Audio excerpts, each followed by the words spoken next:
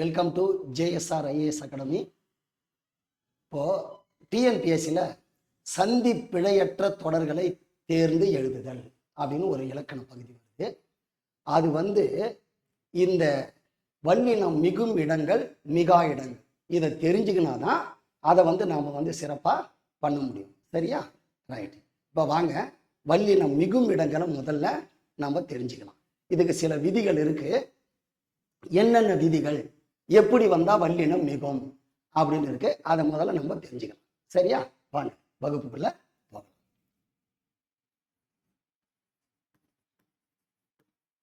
வல்லினம் மிகும் இடங்கள்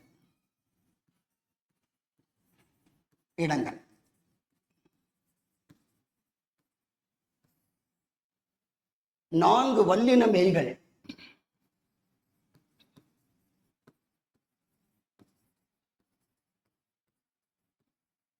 வல்லின மெய்கள் 4.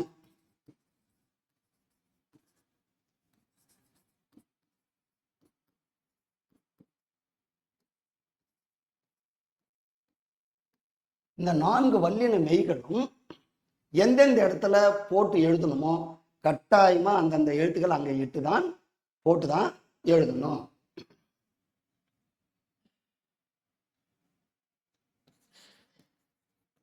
என்பனவற்றை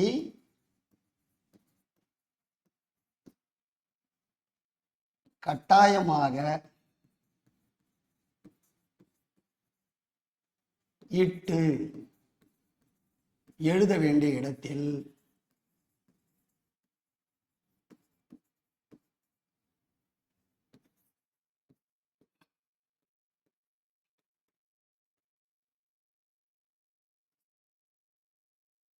இட்டுத்தான் எழுத வேண்டும். போட வேண்டிய இடத்துல கண்டிப்பா போட்டுதான் ஆகணும் என்பதுதான் இதனுடைய அர்த்தம்.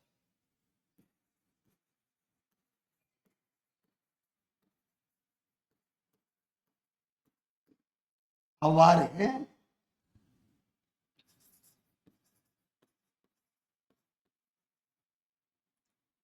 வல்லின மெய்களை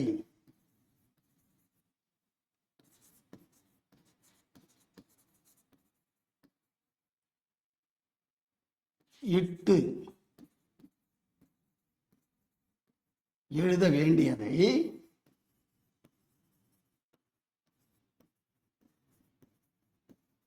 வல்லினம் மிகுதல்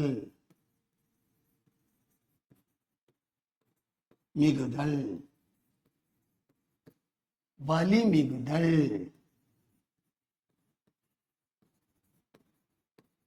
ஒற்று மிகுதல்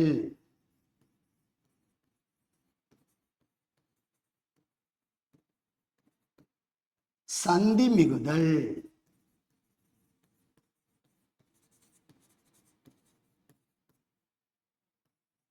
என்று கூறுவர்.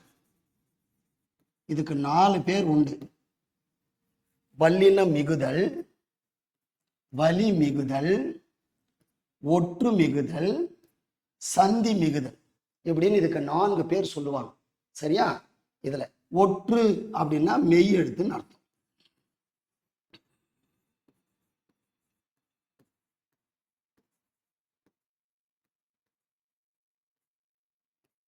ஒற்று அப்படின்னா மெய் எழுத்து. ரைட். இப்போ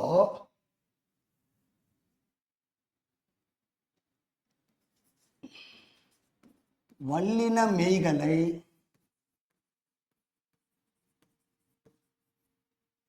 மிகுத்து, அதாவது போட்டு மிகுத்து எழுத வேண்டிய இடத்தில்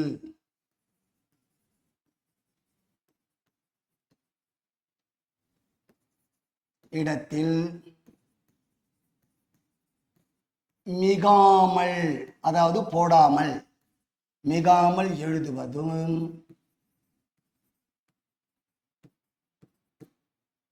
மிக கூடாத இடத்தில்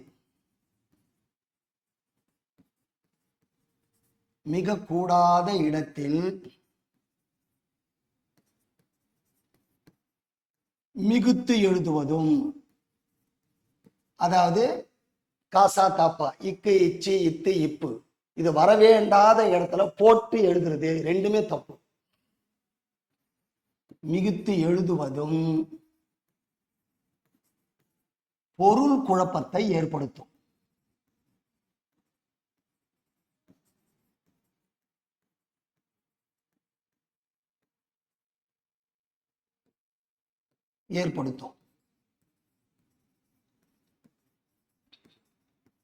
மீனிங்கே கம்ப்ளீட்டா மாறிடும்ன்றாங்க.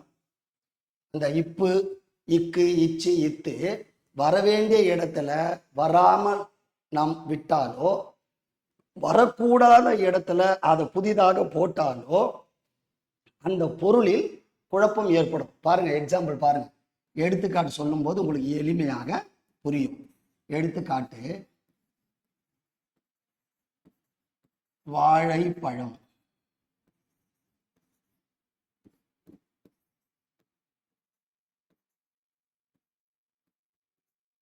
வாழைப்பழம்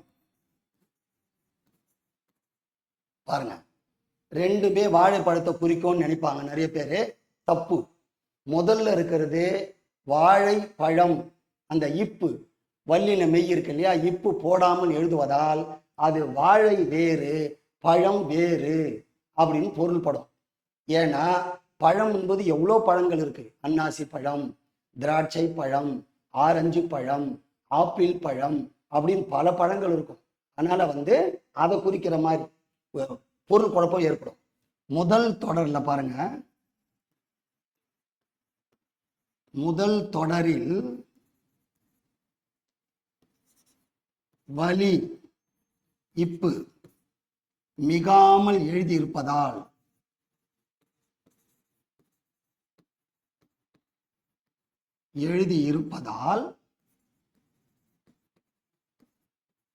வாழை வேறு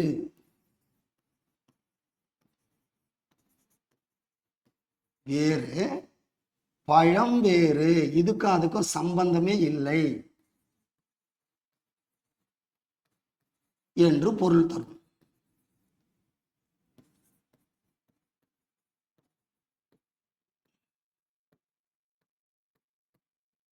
முதல் தொடரில் வலி இப்பு மிகாமல் எழுதியிருப்பதால் வாழை வேறு பழம் வேறு என்று பொருள் தரும். இரண்டாம் தொடரில் பாருங்க, இரண்டாம் தொடரில் வாழைப்பழம்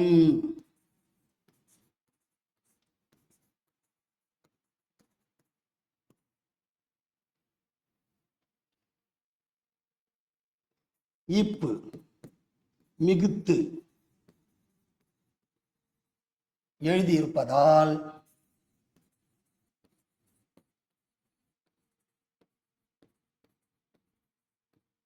வாழை மரத்தினுடைய பழம் என்று பொருள்படும்.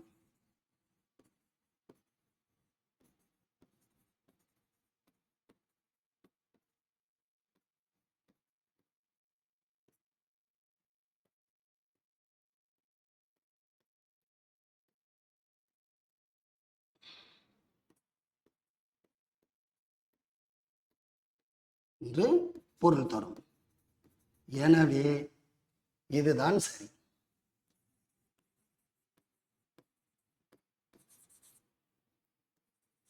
இதுதான் சரியானது. புரியுதுங்களா? வல்லினம் ஏன் மிகுத்து எழுதணும், அதாவது போட்டு எழுதணும், வல்லினமைகளை போடாமல் எழுதுவதால் என்ன பிழை என்றது இதிலேயே நமக்கு தெரிஞ்சிடுது இல்லையா? சரி, இப்ப இதை அறிந்து கொள்வதன் மூலம் என்ன பயன்? வல்லினம் மிகும் இடங்களை மிகா இடங்களை நாம் தெரிந்து கொள்வதால் என்ன பலன் அதனால் அப்படின்னா, தமிழில் தவறில்லாமல் எழுத முடியும்.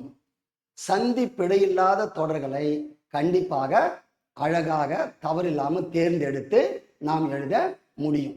மெயின் பிழை இல்லாமல் எழுதலாம். இந்த இக்கு வருமா இச்சு வருமான்ற குழப்பமே இருக்காது. அதனால்தான் நம்ம வல்லினம் மிகும் இடங்களை அறிந்து கொள்ள வேண்டும். ரைட், இப்போ வலி மிகும் இடங்கள்.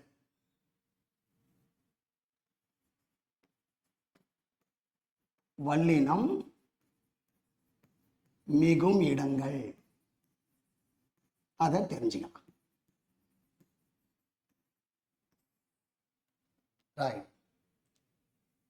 பாருங்க, முதல் விதி ஃபர்ஸ்ட் ஐ என்னும் இரண்டாம் வேற்றுமை உருபு.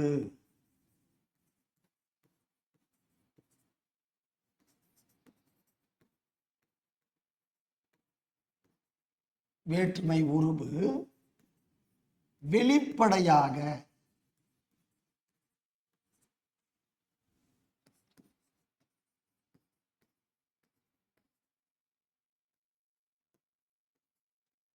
வரும் இடங்களில் வலி மிகும். ஐ என்பது இரண்டாம் வேற்றுமை உருபுன்னு சொல்லுவாங்க. வேற்றுமை உருபு அப்படின்னா என்னன்னா, செய்யப்படு பொருளின், அதாவது ஒரு வாக்கியத்தின் பொருளை வேறுபடுத்துவது வேற்றுமை உருபு அப்படின்னு தமிழ்ல சொல்லுவாங்க. வேற்றுமை உருபு அப்படின்னா கேஸ் எண்டிங் அப்படின்னு சொல்லுவாங்க ஆங்கிலத்துல. வேற்றுமை உருபுகள் அப்படின்னா கேஸ் எண்டிங்ஸ்.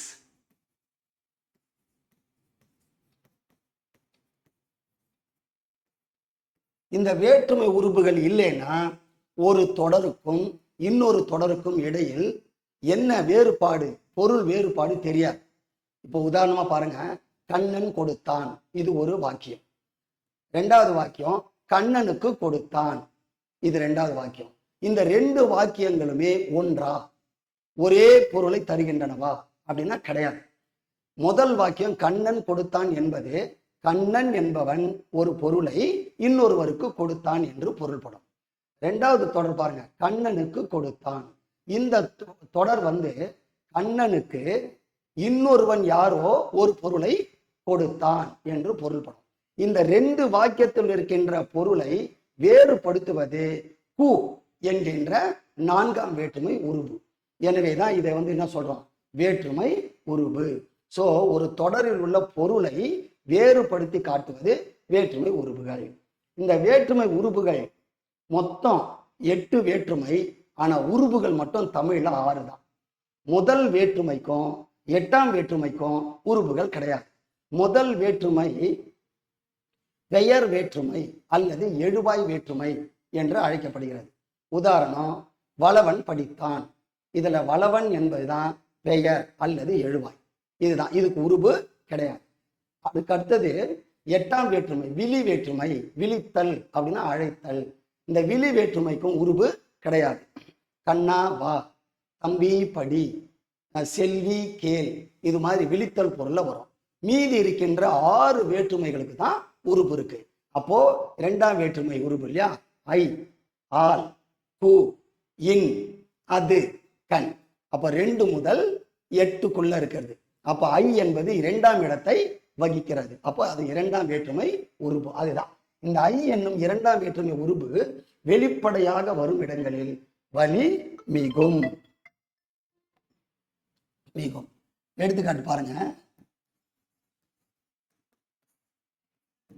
எடுத்துக்காட்டு பாருங்க. கதவை கூட்டல் திற ஈக்குவல் டு கதவை திற.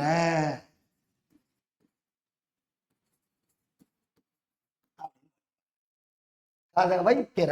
இதுல இந்த வை பிரிச்சிங்கன்னா இவ்வு கூட்டல் ஐ.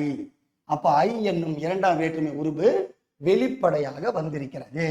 சரி சார், வெளிப்படையா வந்தா இந்த ஐ என்பது அப்படியே டைரக்டா வரணுமே, அது ஏன் வையின் வருது அப்படின்னா, இந்த ஐ என்பது உயிரெழுத்து. இந்த உயிரெழுத்து எப்பொழுதுமே தனி உயிரெழுத்தாக, அதாவது இந்த ஐ என்ற வடிவத்துல மொழிக்கு முன்னால், ஒரு சொல்லுக்கு முன்னால் தான் வரும். நடுவிலோ இறுதியிலோ ஒரு சொல்லினுடைய கடைசியிலோ கண்டிப்பாக அப்படியே வராது.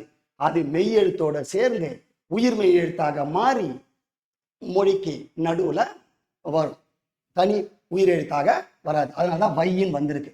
அப்போ ஐ இரண்டாம் வேற்றுமை உருவு வெளிப்படையாக வந்திருப்பதால் இங்கே இத் என்னும் வல்லினமே மிகுந்துள்ளது. இதுதான் கதவை கூட்டல் திற, கதவை திற அப்படின்னு வரும். அடுத்து பாருங்க, தகவல்களை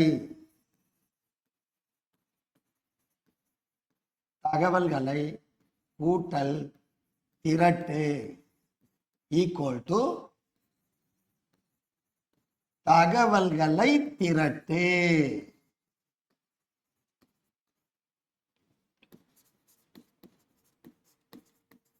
கலெக்ட் த டேட்டாஸ் இங்கிலீஷ்ல சொல்றோம் இல்லையா, அதுதான் தகவல்களை திரட்டு.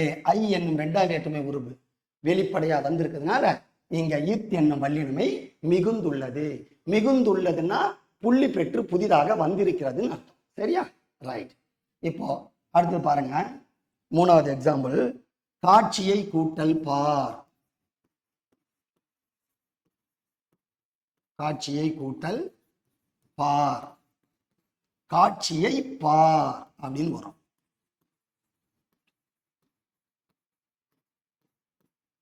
காட்சியை பார். நான் அண்டர்லைன் பண்ணியிருக்கேன் இல்லையா, அடிக்கோடிட்டு இருக்கேன் பாருங்க, அந்த எழுத்தை பாருங்க, அது புதுசா வந்திருக்கு. இங்க இல்லாத எழுத்து அங்க இருக்கும். காட்சியை கூட்டல் பார், காட்சியை பார். ஐ என்பது இரண்டாம் வேற்றுமை, ஐ என்பது ஒரு உயிர்மை எழுத்து. அது அதுல ஐ என்பது வெளிப்படையாக வந்திருக்கிறதுனால இப் புதிதாக வந்திருக்கிறது. காட்சியை பார். நூலை கூட்டல் படி. நூலை கூட்டல் படி, நூலை படி. பாருங்க, புத்தகத்தை படி, நூலை படி வந்திருக்கு இல்லையா. இதுதான் முதல் விதிமா. இதுல இருந்து என்ன தெரிஞ்சுக்கணும்னா, ஐ என்னும் இரண்டாம் வேற்றுமை உருவு வெளிப்படையாக வரும் இடங்களில் வல்லினம் மிகும் என்பது முதல் விதி. அடுத்தது இரண்டாவது விதின்னு நான் பார்ப்போம். கு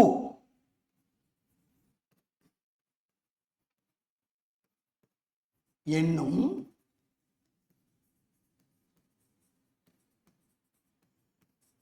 நான்காம் வேற்றுமை உருவு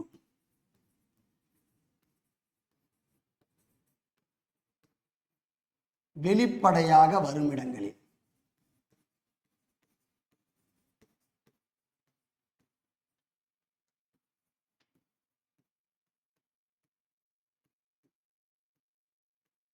வலி மிகும்.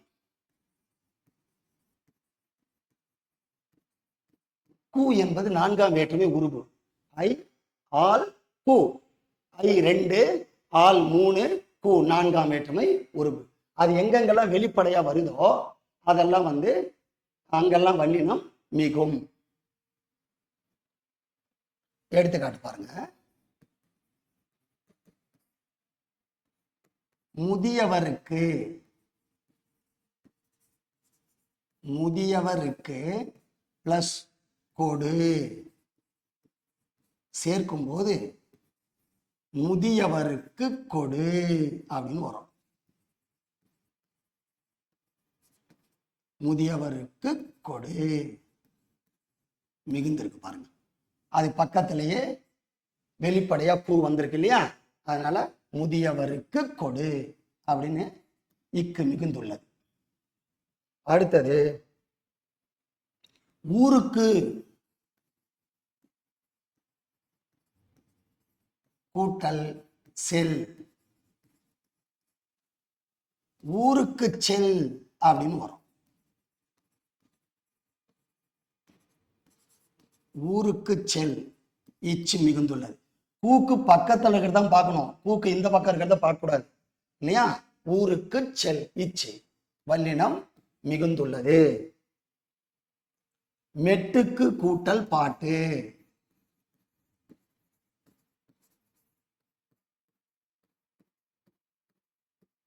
மெட்டுன்னா ராகம், மெட்டுக்கு கூட்டல் பாட்டு ஈக்குவல் டு மெட்டுக்கு பாட்டு.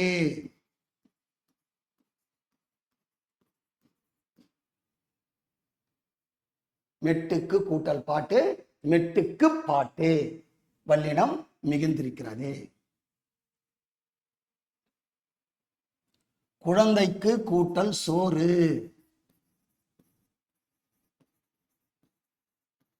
குழந்தைக்கு கூட்டல் சோறு. குழந்தைக்கு சோறு அப்படின்னு வரும்.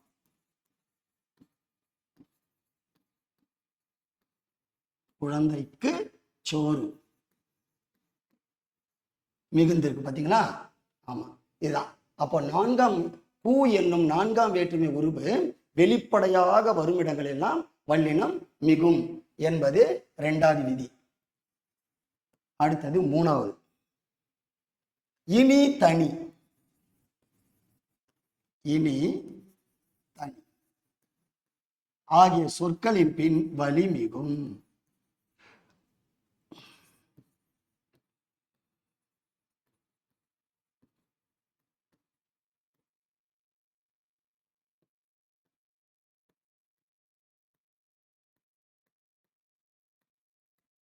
இனி தனி எங்கெல்லாம் வருதோ அங்கெல்லாம் வந்து என்ன பண்ணும்?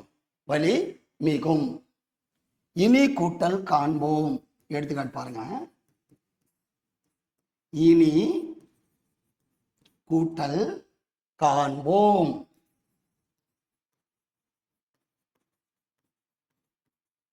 ஈக்குவல் டு எப்படி வரும்? இனி காண்போம்.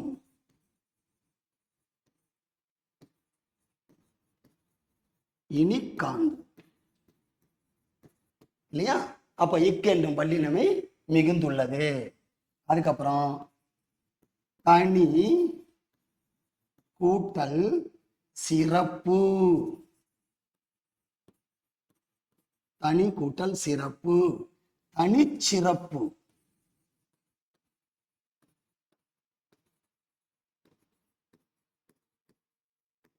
திருக்குறள் தனிச்சிறப்பு பெற்ற நூல் சொல்றோம்ல.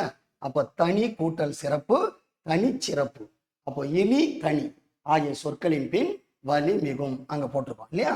சரி, அடுத்தது நான்காவது விதி.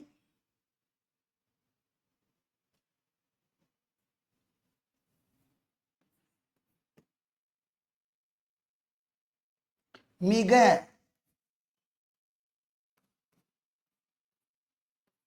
என்னும்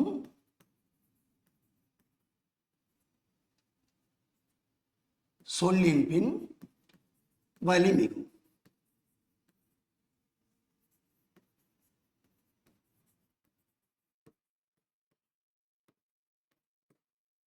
எடுத்துக்காட்டு,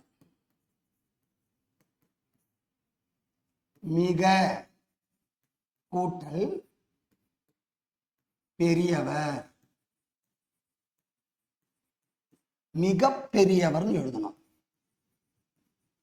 மிக பெரியவர்.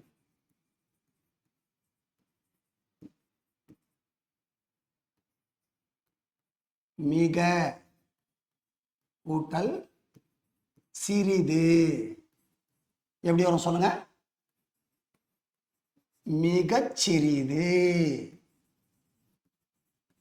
இங்கிலீஷ்ல டைனி சொல்லுவாங்க இல்லையா? ஸ்மால், அதை விட ரொம்பவும் சின்னதுதான் டைனி. TINY tiny. அப்போ மிக என்னும் சொல்லின் பின் வலி மிகும் இல்லையா? மிக கூட்டல் பெரியவர், மிக பெரியவர். மிக கூட்டல் சிறிது, மிகச் சிறிது. ஐந்தாவது பாருங்க. 8 10 ஆகிய எண்ணு பெயர்களின் பின் வலி மிகும்.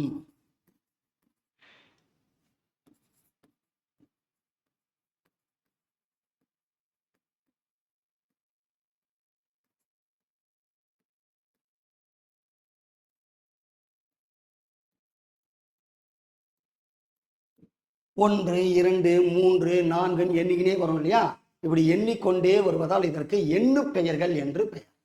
இப்போ இந்த எண்ணு பெயர்கள்ல 8, 10 இந்த 2 நம்பருக்கு பின்னாடி மட்டும்தான் வல்லினம் மிகுத்து வரும், புள்ளி பெற்று வரும். பாருங்க, எடுத்துக்காட்டு. 8 கூட்டல் தொகை. ஈக்குவல் டு எட்டு தொகை அப்படின்னு வரும். எட்டு தொகை சங்க இலக்கியங்கள்ல ஒன்று. 8 நூல்களை தொகுக்கப்பட்டது, கம்பைலேஷன், எட்டு தொகை, 8 ஆந்தாலஜிஸ் அப்படின்னு இங்கிலீஷ்ல சொல்லுவோம். ரெண்டாவது 10 கூட்டல் பாட்டு, 10 பாட்டு.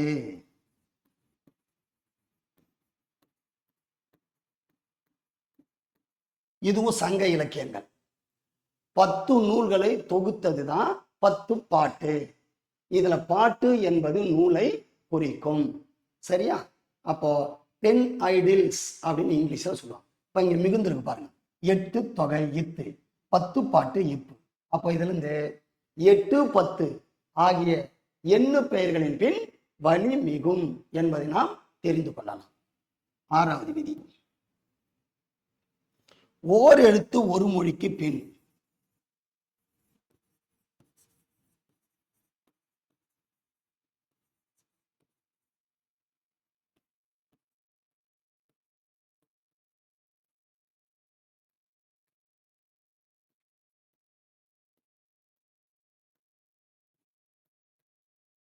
வலி மிகும். அது என்ன ஐயா ஓர் எழுத்து ஒரு மொழி அப்படின்னா, ஓர் எழுத்தே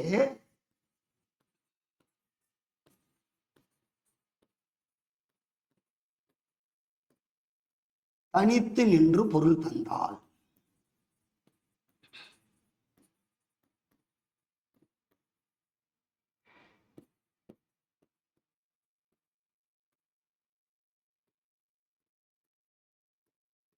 பொருள் தந்தால் அது ஓர் எழுத்து ஒரு மொழி எனப்படும்.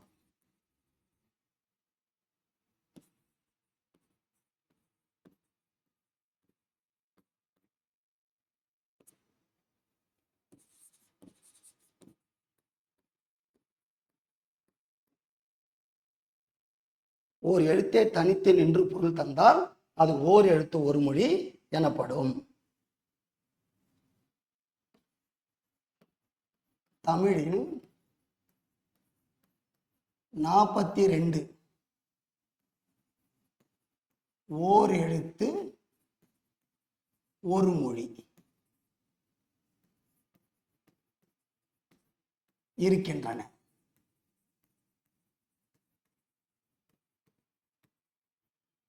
என்று சொன்னவர்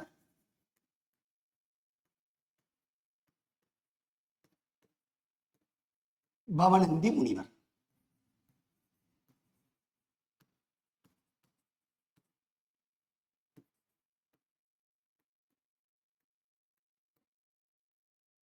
ஆனால் தற்போது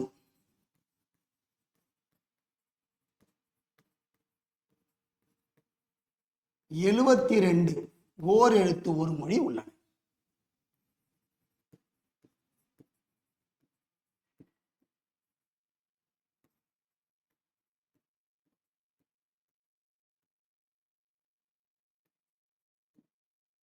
இப்போ 72 இருக்கு. அதனாலதான் நிறைய பேர் இந்த 42 மட்டுமே படிச்சுன்னு போயிட்டு டிஎன்பிஎஸ்சில இது வரல இது இல்லைன்னு சொல்றது. 72 சொற்கள் இருக்கு, அதை அரசே தனியா வெளியிட்டிருக்கு.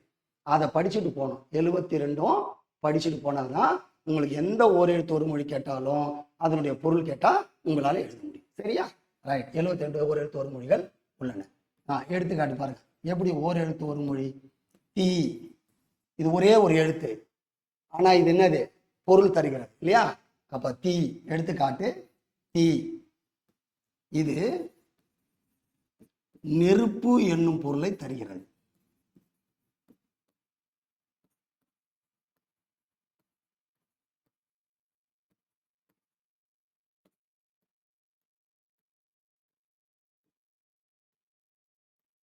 நெருப்பு என்னும் பொருளை தருகிறது. மொழி அப்படின்னா சொல்லுன்னு அர்த்தமா? இலக்கணத்துல மொழின்னு சொல். மொழி, பதம், கிளவி ஆகியவை சொல் என்னும் பொருளை குறிக்கும் வேறு சொற்கள் ஆகும். அப்போ மொழின்னா சொல். இப்போ ஓர் எழுத்து ஒரு மொழிகளுக்கு பின்னாடி எல்லாம் வல்லினம் மிகும். பாருங்க,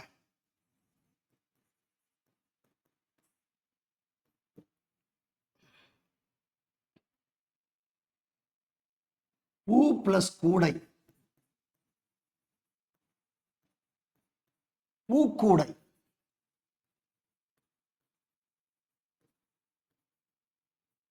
மிகுந்திருக்கு இல்லையா? தீ கூட்டல் பெட்டி, தீப்பெட்டி.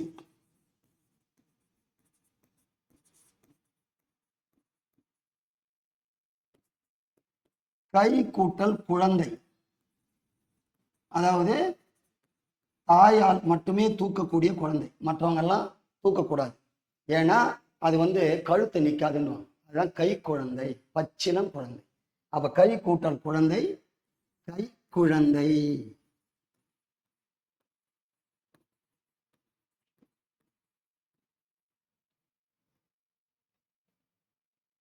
தை கூட்டல் பொங்கல்,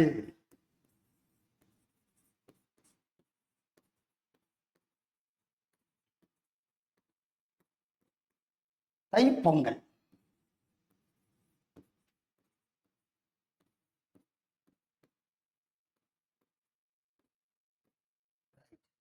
இதுல பூ, தீ, கை, தை இவையெல்லாம் தான் என்னது? ஓர் எழுத்து ஒரு மொழிகள். அதுக்கு பின்னாடி எல்லாம் வல்லினம் மிகுந்திருக்கு இல்லையா? ரைட்.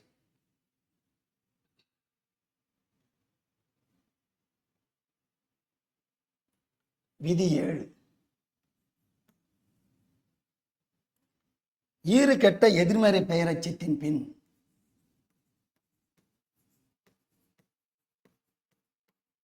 ஈறு கெட்ட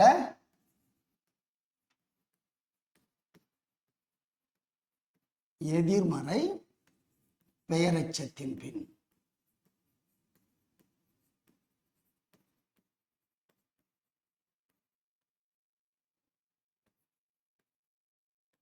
பின் வலிமிகும். ரைட். ஈறு கெட்ட எதிர்மறை பெயரச்சம் என்ன அப்படின்னா,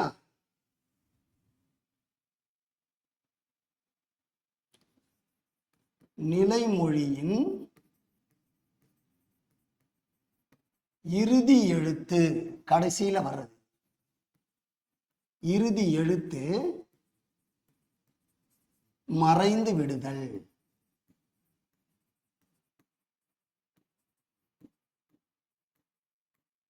இலக்கணத்தில்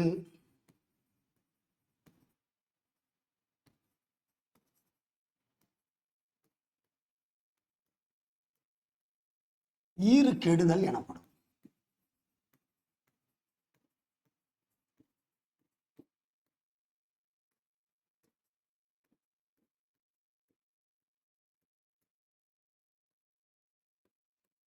ஈறு இறுதி எழுத்து. இறுதினா தெரியும் உங்களுக்குல, கடைசி. கெடுதல் மறைதல் அர்த்தம்.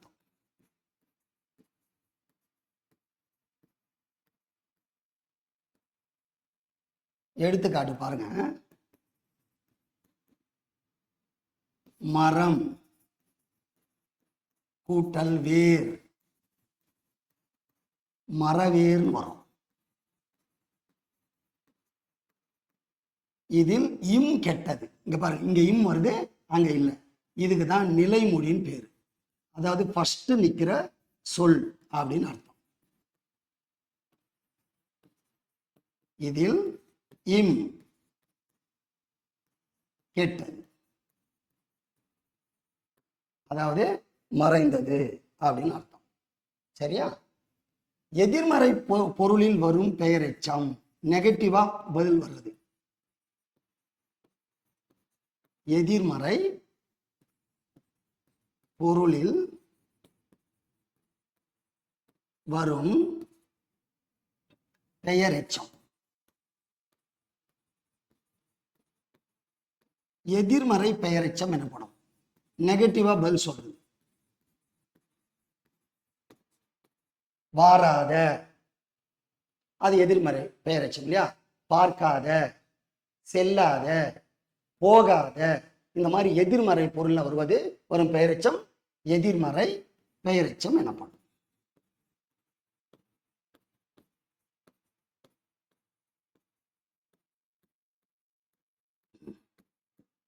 இங்கெல்லாம் வலி மிகும்.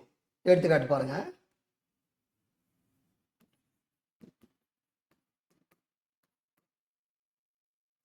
கூவா கூட்டல் குயில். குயில், கூவா குயில்.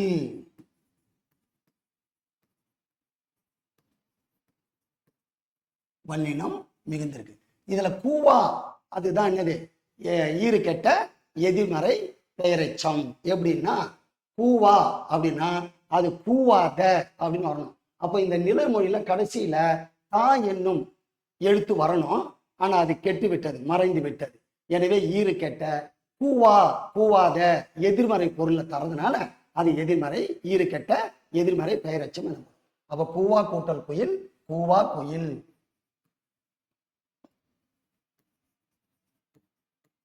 ஓடா கூட்டல் குதிரை. ஓடா குதிரை.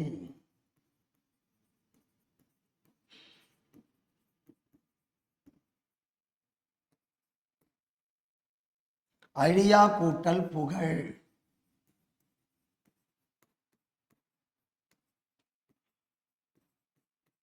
அழியா புகழ். திருவள்ளுவர் அழியா புகழ் பெற்ற புலவர் இல்லையா. ரைட். கேளா கூட்டல் செவி.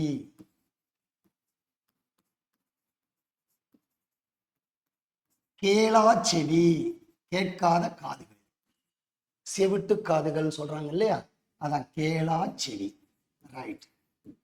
இப்போ இதான் ஈறு கெட்ட எதிர்மறை பெயரச்சின் பின்னாடி எல்லாமே வல்லினம் மிகும். அடுத்தது 8வது விதி.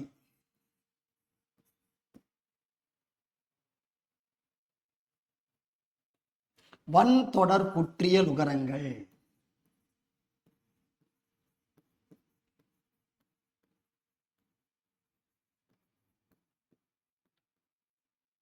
வன் தொடர் குற்றிய லுகரங்கள்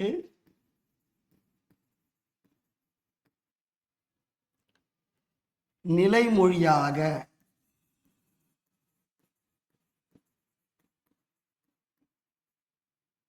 இருந்தால் வலி மிகும்.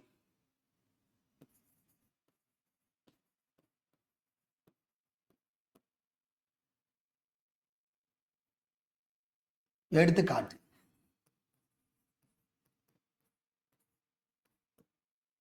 கேட்டு கூட்டல் கொண்டான்.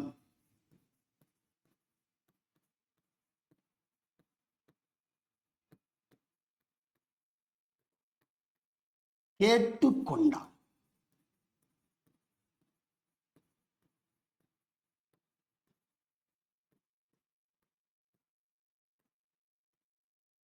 கேட்டு கூட்டல் கொண்டான், கேட்டு கொண்டான். விற்று கூட்டல் சென்றான்.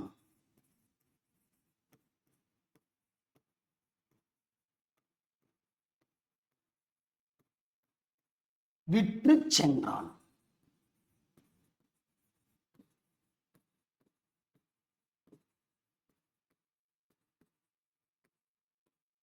மிகுது பாத்தீங்களா. சரி, இப்ப இதுல வன் தொடர் குற்றிய லுகரங்கள்ன்றாங்கல்ல, அப்படின்னான்னு பார்ப்போம். கசட தப்பற வல்லினம். ஞஞன ஞமன மெல்லினம். ஞஞன நமன கசட தப்பற வல்லினம்.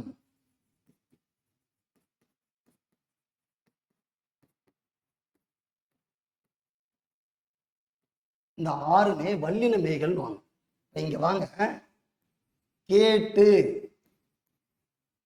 நிலைமொழி. அடுத்தது விற்று 2வது வாக்கியத்துல அது நிலைமொழி. அதாவது ஃபர்ஸ்ட்ல நிற்கிறதுனால அது நிலைமொழி. இங்க பாருங்க, இந்த கடைசியில இருக்கிற எழுத்துக்களை பார்க்கணும். கு, சு, டு, து பு ரு. இறுதி எழுத்து, ஒரு சொல்லினுடைய இறுதி எழுத்து கடைசியில் இருக்கிறது கு சூடு து பூரு. இந்த 6 வல்லின உகரங்களுள் ஏதாவது ஒன்றாக இருந்து அதற்கு பக்கத்துல இந்த இக்கு இச்சு இட்டு இத்து இப்பு இரு, இந்த 6 வல்லின மெய்கள்ல ஏதாவது ஒன்று நடுவில் வந்தால் அது வன்தொடர் குற்றியல் உகரம் அப்படின்னு இலக்கணத்தை சொல்லுவாங்க. அதை தொடர்ந்து குற்றியல் உகரம் வர்றதுனால இதை வன்தொடர் குற்றியல் உகரம், அதாவது வல்லின மெய்களை தொடர்ந்து வரும் குற்றியல் உகரம்னு அர்த்தம். இப்ப கேட்டு இட்டு இங்க இருக்கு இல்லையா, இங்க பாருங்க இருக்கா, விட்டு இரு இங்க இருக்கு இல்லையா, இங்க இருக்கு. சோ இதுதான் வன்தொடர். அது கடைசியில பாருங்க பூ சூடு தூப்பூர்ல டூ இருக்கு இல்லையா, அதே மாதிரி ரூ இருக்கு பாருங்க. இந்த மாதிரி இருந்ததுன்னா அது வன்தொடர் குற்றியல் உகரம். வன்தொடர் குற்றியல் உகரம் நிலைமொழியாக வந்தால் கண்டிப்பாக வல்லினம் மிகும். கேட்டு பிளஸ் கொண்டான் கேட்டு கொண்டான், விற்று கூட்டல் சென்றான் விற்று சென்றான், மிகுது பாருங்க. ரைட். அடுத்தது 9வது விதி.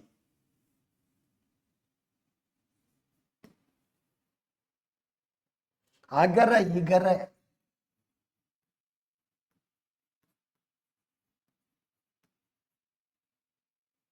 ஈற்று வினையச்சங்கள்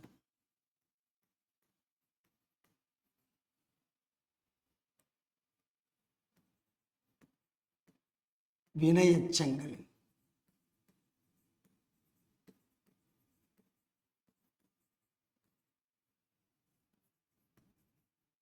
பின் வலிமிகும். அகர ஒரு நிலைமொழியினுடைய கடைசி எழுத்து ஆ அப்படின்னு முடிஞ்சதுன்னா அது அகர ஈற்று வினையச்சம்னு. அதே மாதிரி நிலைமொழி இறுதியில ஊல முடிஞ்சு ஈல முடிஞ்சதுன்னா இகர ஈற்று வினையச்சம்னு சொல்லுவாங்க. அதே மாதிரி நிலைமொழியினுடைய இறுதியில ஊ என்னும் எழுத்து வந்ததுன்னா அது உகர ஈற்று வினையச்சம். இதுல அகர இகர இந்த 2 ஈற்று வினையச்சங்கள் பின்னாடி வலி மிகும் அப்படின்னு சொல்றாங்க. எடுத்துக்காட்டு,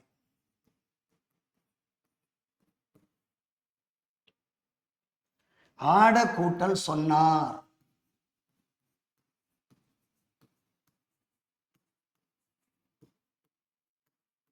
ஈக்குவல் டு ஆடச் சொன்னார்.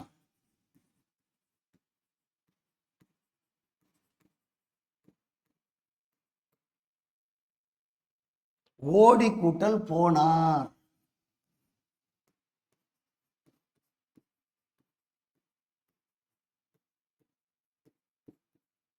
ஓடி போனார்.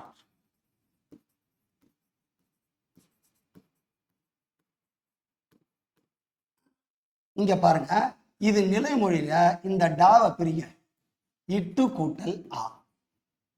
ஆ கடைசியில வர்றதுனாலையும் அதுக்கு பக்கத்துல சொன்னார் என்பது வினை, அதனால்தான் அதுக்கு என்ன பேரு அகர ஈற்று வினையச்சம்னு சொல்றோம். அப்போ ஆட கூட்டல் சொன்னார் ஆட சொன்னார், அப்போ அகர ஈற்று வினையச்சத்துல வல்லினம் மிகுந்துள்ளது. அடுத்தது ஓடி கூட்டல் போனார். இந்த டியை பிரிச்சு பாருங்க, இட்டு கூட்டல் இ, கடைசியில ஈ என்னும் எழுத்துல முடியறதுனால அது பக்கத்துல இருக்கிறது வினைச்சொல். போனார் என்பது வினைச்சொல், ஆனா இன்னும் கம்ப்ளீட் ஆகாம ஓடி போனார் அப்படின்னு நிக்கிறதுனால இது இகரத்துல முடிவதால இகர ஈற்று வினையச்சம்னு சொல்லுவாங்க. சோ ஓடி போனார் வல்லினம் மிகுகிறது. சரியா? அடுத்தது 10வது விதி.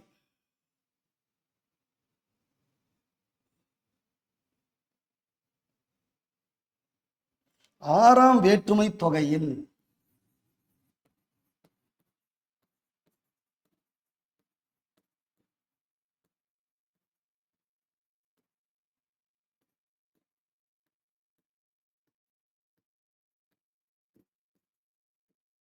வலி மிகும். ஆறாம் வேற்றுமை தொகையில வலி மிகும். ஆறாம் வேற்றுமை தொகைன்னா என்ன அர்த்தம் அப்படின்னா, அது என்பது ஆறாம் வேற்றுமை உருவு, அது மறைந்து வருவதுதான் ஆறாம் வேற்றுமை தொகைன்னு சொல்லுவாங்க.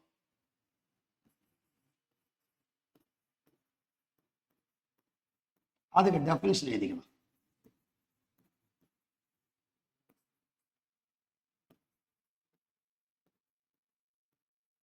இரு தொடர்களுக்கு இடையே அது என்னும்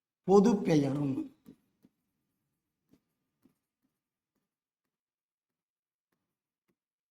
வந்து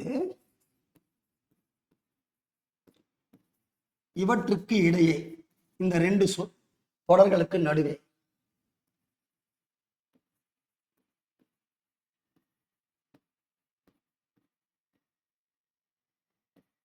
ஆன கமா ஆகிய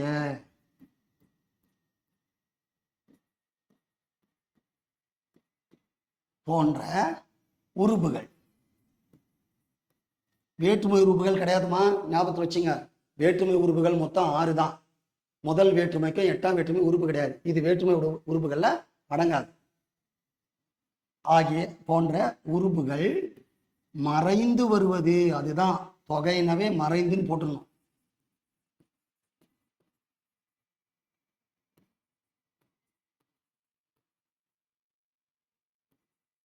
இரு பெயர் ஒட்டு பண்பு தொகை.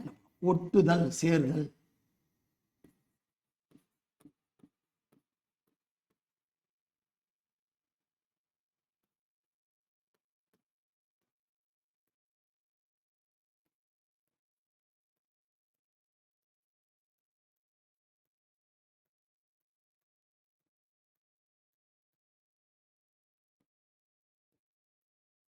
ஒட்டுதல், சேர்ந்து வருதல் அர்த்தம்.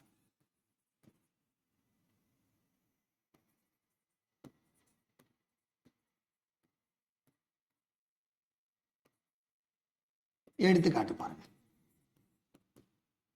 அன்னப்பறவை,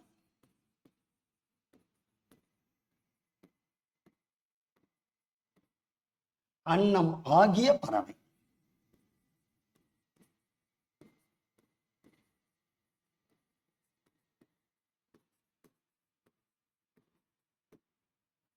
அன்னம், அன்னம் அப்படின்றது சிறப்பு பெயர்.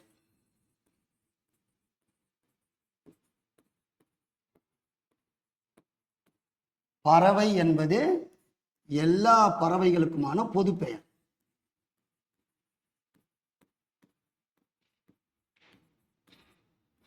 அன்னம் சிறப்பு பெயர், பறவை பொது பெயர் இல்லையா? இங்கே பார்த்தீங்கன்னா வல்லினம் மிகுந்திருக்கு பாருங்க, இப்பு இல்லையா? இதுதான் இரு பெயரொட்டு பண்பு தொகையில் வலி மிகும். இதுல ஃபர்தர் எக்ஸாம்பிள் செய்திக்கலாம்.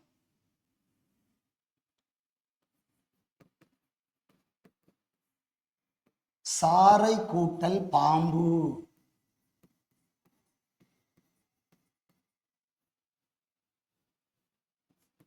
சாறை பாம்பு வல்லினம் மிகுந்திருக்கு பாருங்க. மல்லிகை கூட்டல் பூ. மல்லிகை பூ.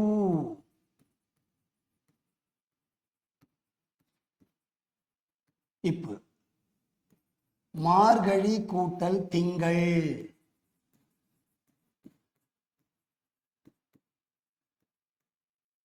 மார்கழி திங்கள்.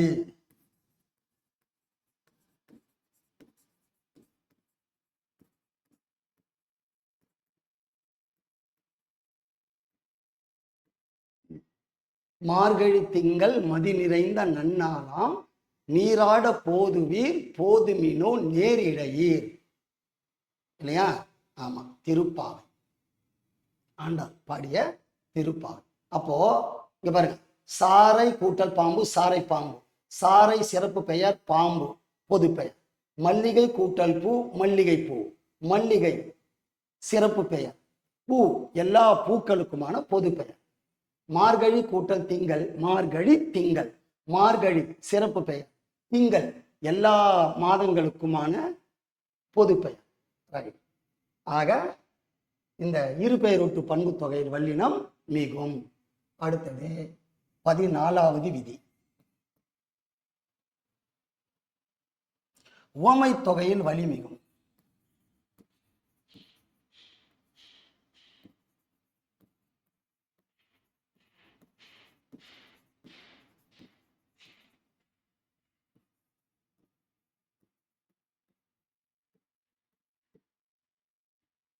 முதல்ல ஓமை தொகைன்னு என்னன்னு தெரிஞ்சுக்கலாம். அதுக்கப்புறம் அங்க வலி மிகுவதை காணும்.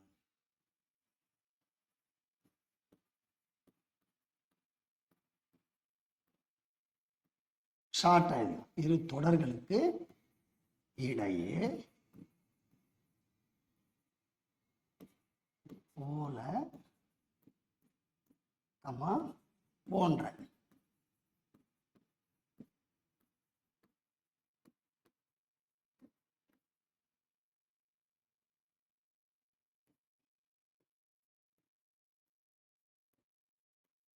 ஓம உறுப்புகள் மறைந்து வருவது.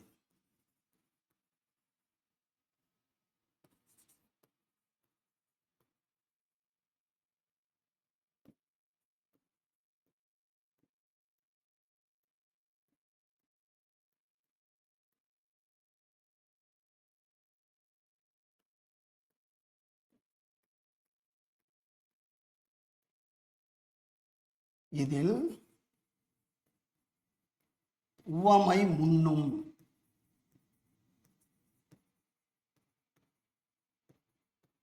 உவமேயம் பொருள், அதுக்கு இன்னொரு பேர் வந்து பொருள், பின்னும் அமையும்.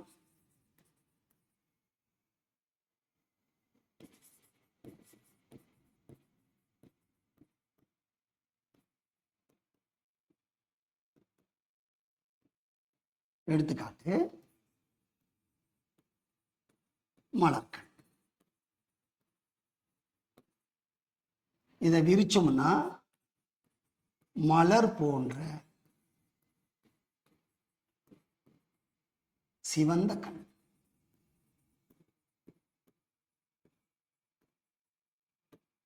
என்று பொருள்படும்.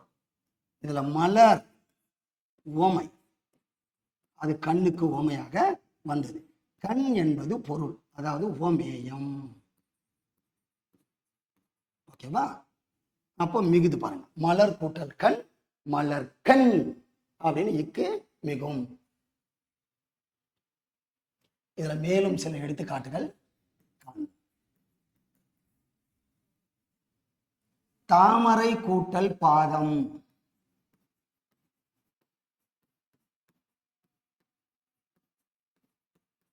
தாமரை பாதம்.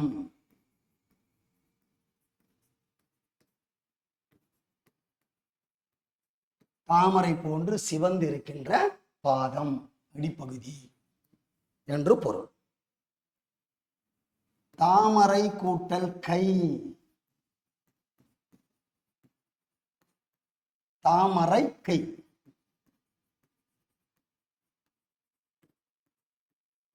இங்க பாருங்க, மிகுந்திருக்கு பாருங்க. தாமரை கூட்டல் பாதம், தாமரை பாதம். இப்போ வந்திருக்கு தாமரை கூட்டல் கை, தாமரை கை. அதாவது சிவந்து, தாமரை மலர் போன்று சிவந்து இருக்கின்ற கை.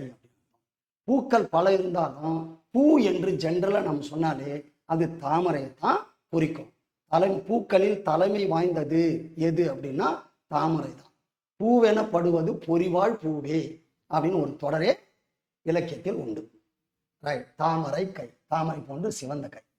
சரி, அடுத்தது 15வது விதி.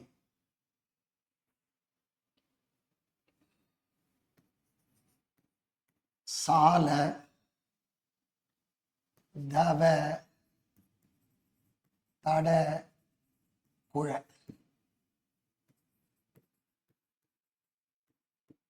போன்ற உரி சொற்களுக்கு பின்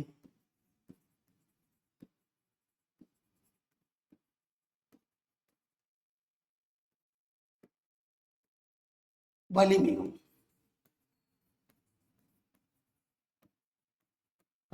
இப்போ உரிச்சொற்கள் இங்கிலீஷ்ல ஆட்ரிபியூட்ஸ் அப்படின்னு சொல்லுவாங்க. உரிச்சொற்கள் என்ன அப்படின்னு தெரிஞ்சாதான் நம்ம அது மிகுதல் எப்படின்றது பார்க்கணும். செய்யுளில் மட்டுமே, செய்யுளுக்கு மட்டுமே உரியனவாய்.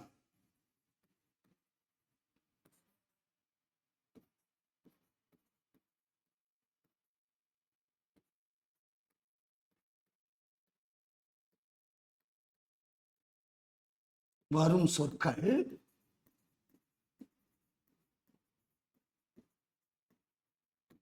உரிச்சொற்கள் எனப்படும்.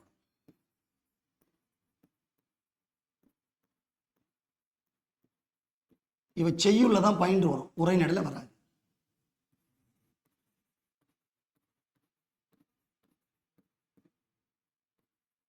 சால, உரு, தவ, நனி, கடி, களி, கூர், மா, மல்லல், தட போன்றவை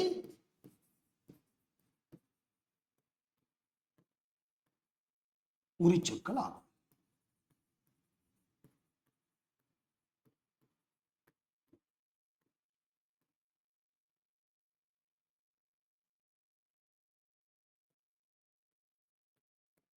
இந்த 10மே சால, சால சிறந்தது, உரு, உரு மீன், தவ, தவ பெரியவர், நனி, நனி சிறந்தது, கடி, கடிவிடுதும், களி, களிமணம், கூர், கூர்மதி, மா, மாநகர், மல்லல், மல்லல் மாவாழை, தட, தடக்கை, தடமார்பன் இப்படின்னு வரும். இந்த இவ்வளோ உரிச்சொற்கள்ல 10 உரிச்சொற்கள்ல இந்த 4 உரிச்சொற்களுக்கு பின்னால் மட்டும்தான் வலி மிகும். பாருங்க,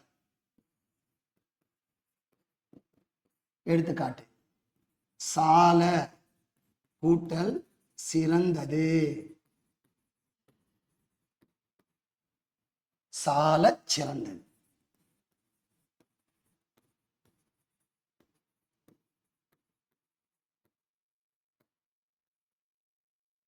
தவ கூட்டல் சிறிது, தவச்சிறிது.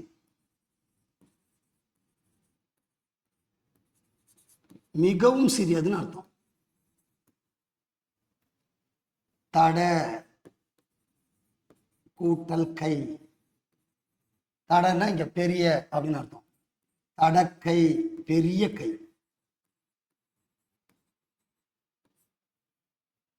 குழ இளமை பொருள்ல வரும். குழ பிளஸ் கன்று, இளமையான கன்று, குழக்கன்று. இக்கு அடலை. இங்க பாருங்க, உரிச்சொற்களுக்கு பின்னாடிலாம் வல்லினம் மிகுந்திருக்கிறது. ஆக உரிச்சொற்கள் ஒரு 10 உரிச்சொற்கள் இருந்தாலும் கூட இதுல சால, தவ, தட, குழ இந்த 4 உரிச்சொற்களுக்கு பின்னால் மட்டும்தான் வல்லினம் மிகும். எனவே நாம் நன்றாக கவனித்துக் கொள்ள வேண்டும். சரி, இந்த வகுப்பில் வல்லினம் மிகும் இடங்கள் ஒரு 15 இடங்களை பார்த்தோம். இந்த 15 இடங்களும் உங்களுக்கு மிகுந்த பயனுள்ளவையாக இருக்கும். கண்டிப்பாக டிஎன்பிஎஸ்சி தேர்வுக்கு மிகவும் சிறந்த முறையில் இந்த இலக்கணம் பயன்படும். இதை தெரிந்து கொள்வதன் மூலம் சந்தி பிழையற்ற தொடரை தேர்ந்து எழுதுக, அதற்கு பயன்படும். பிழை இல்லாமல் தமிழை எழுதவும் பயன்படும், பேசவும் பயன்படும். இனி நாம் மீண்டும் இந்த வகுப்பை அடுத்த நாளுக்கு தொடர்வோம். நன்றி, வணக்கம்.